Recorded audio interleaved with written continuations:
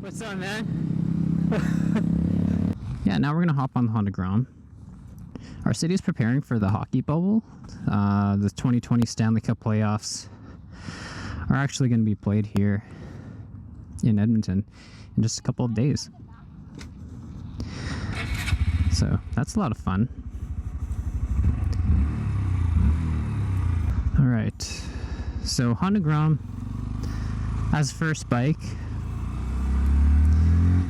If you're just learning how to ride, this is the perfect bike for that. I don't know if there's another bike that's better. You know, just stopping and going, getting used to the clutch. And you can see how unintimidating the seat height is. I'm a pretty short person at 5'5", and I'm easily flat-footing this thing, like with a bend in the knee too. So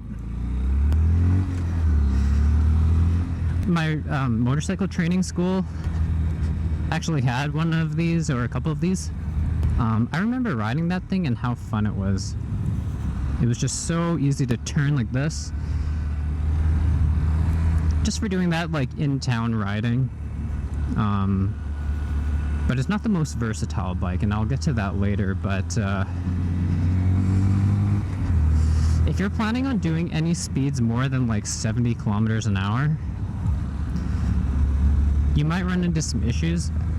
I mean, it could do some inner highways, like inner city highways at like 80 kilometers an hour, but anything over 90, that's really starting to push the bike. And that's under my circumstances, which is about 140 pounds and 5'5". And like sometimes I'll have to go into a tuck, and I can hit over 100. I have a video of that as well. This makes a perfect second bike, or like I said, if you don't want something like a scooter as your first bike to get to school, whether you're in high school or you're in high school and you just need something to kind of putt around on, this will do a fantastic job. That way you can actually learn how to use a clutch and shift gears with your foot, and instead of just those 50cc scooters that just have a gas and it's like an automatic. So that way this is a really good stepping stone bike. But if you're looking for something to fit the bill in a lot of ways, like people say R3s or CBR 250s are underpowered, like this is of course like half of that. Hey guys. But with that being said, it's absolutely a ton of fun. I know guys who have Ducatis. They have 1000cc Super Sports, Gixxer 750s, but they have absolute blasts. Oh, hey guys, I love this road. There's so many bikes. That's what riding's all about. You know what? People hate on the Grom, but I've seen like Harley guys and super sport guys, track guys, enduro guys, they all kind of appreciate the Grom. Like, if you know, if you get it, just having a tiny little bike that you can absolutely ring out. But at the same time, there's a lot of practicality in having something like this. If you're a city commuter and you want something that's really fuel efficient, this is a great bike for that. And in a lot of countries, outside of North America, 125 cc's is actually pretty big. So you can definitely chew up this thing in like Southeast Asia or some smaller countries in Europe. That would actually be so much fun if I was just to take something like this through Thailand or Vietnam. That's actually a dream. In a larger city, again, strictly town riding, this is so much fun. Like, look how I can just dive through. I can do these circles, like, if I need to turn around at any time, it's so easy. Like, I could probably figure eight this thing right here.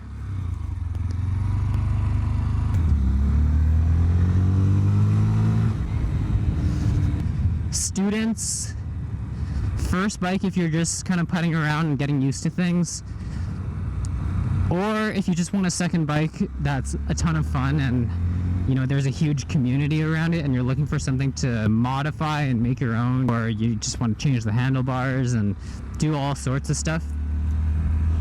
This is great for that. This is the bike for that. One thing I didn't realize was how amazing the community is. Like, I know it depends on where you're at and what city you're in,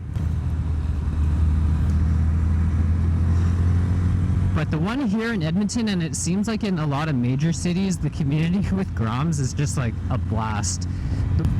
The one here, everyone's just so chill. Like, they, for the most part, have larger bikes, but everyone's super nice. They don't take things too seriously. When you go on rides together, it's not about like who's the fastest, who can like take on the twisties the hardest and all that stuff. I mean, sometimes it is, but come on, it's a 125cc. You're not really going to do more than 70 kilometers an hour, right? And everyone's just kind of out there, on a Sunday afternoon, riding in a large group with Groms. Like, can you imagine like seeing that as, if you're just walking down the street or something? It's hilarious. Okay, let's talk about negatives. One that I could think of right now is sometimes, depending on what kind of intersection you're at, it won't actually pick up that you're a vehicle, and sometimes the light doesn't change because you're so small. And I mean, this isn't a problem that's exclusive to the Honda Grom or small bikes like this. I've had issues like that on like a CBR 250, but that is just one thing to consider. The other downside, you're not going to do any highway riding with this, like long trips, unless the highways are around 90 kilometers an hour and nothing higher than that. And it's really hard to find negatives with this, but I have to say it, if you ride 2-up on this thing, like, it is going to struggle, as well as if you live somewhere that has a lot of hills. I'm about 140 pounds, and I 2-upped this thing in the neighborhood with my partner. Combined, we have a combined weight of, I don't know, around 260 pounds, and it felt fine to me. I thought it was so funny, but she wasn't a huge fan. But this thing is just so much fun. Again, community. Even if you're not into the community, like, I'm a pretty quiet person. I do a lot of my riding, most of it by myself, but it always seems to bring a smile to my face. Especially if I'm driving through more crowded areas and stop and go traffic, and you just kind of have to weave in and out of places. Like, this is so good for that. There is no bike that I've owned yet that could do it as well as the Grom. I know a lot of people complain that the seat is uncomfortable, even more so on the newer generation. I'm sitting where the pillion would be right now, and I mean, it still works. I can stretch my legs out, or if I wanted to, I could like sit up on the tank. I can even stand like this, or like just putting your feet out like this. People love it when I do this. Speaking of the Grom community, I'm actually running a bit late. I'm not sure if I'm gonna be able to meet up with them, but there's a Grom ride scheduled for today. So let's see if I can show you guys what the Grom community is about, at least here in Edmonton, Alberta, Canada. It's a very reliable bike as well. So Honda, you get that reliability. 125cc, you just do your oil changes and clean the chain. Fuel injected, electric start, starts up every time. This is the type of bike that just above freezing temperature, would I feel comfortable taking, like my Yamaha FZ07 out? Like, probably not, if there's a lot of ice and things like that. Whereas on a bike like this, I could comfortably put my feet down, that I wouldn't be too worried, if I start slipping out, that kind of thing. And the power is not going to kill me. So I've actually seen a lot of people put like adventure tires on these, and I can't even imagine how fun that would be. Whoa, wow, that's a McLaren. I mean, you can always say it could use more power, but I mean, at 125 cc's, I think Honda really nailed it. You can do a ton of mods yourself, like, you know, putting on the exhaust, which sounds great on the single cylinder. 142nd Street. Okay, let's see if we can catch them. With the Grom, you could, on a tiny median like that, you can definitely wait in the middle before the cars all pass by. So, I mean, parking this thing, it is a cheaper bike, so you're not going to worry too much. Going around town grabbing groceries on this thing would be such a blast. So flickable. It makes me miss my Sierra F250L. You know, if you're wanting something that's more of a Swiss Army type of bike that, you know, kind of handles like the Grom, it's nice and flickable and light. Oh, that's a cool thing. For the most part, people are pretty excited to see the Grom. A modification that have grown on me are these bar end mirrors.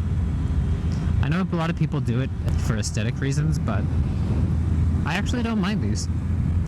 They do get annoying in the garage where, you know, they just like bump into things. Whether I'm working on the bike or not, if it's just parked, then, you know, I'll bend down to grab something and then just like hit my head on it.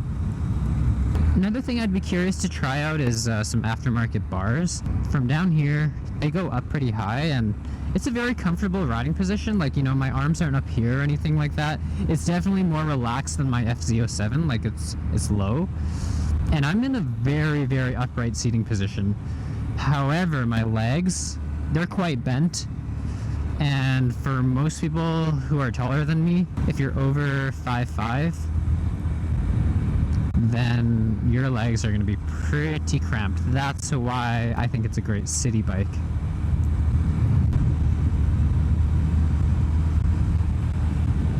But I love the city.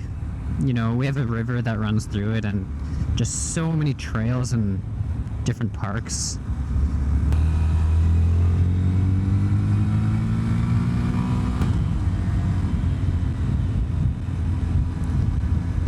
Maybe I could actually try to hear the Groms.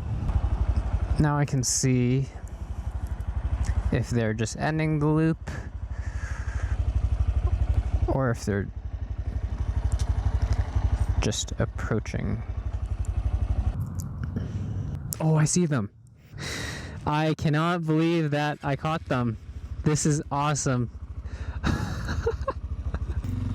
Alright, let's go. This is what I'm talking about with the Grom community. Oh, that's awesome. We got some cruisers too. That's awesome. Let's go.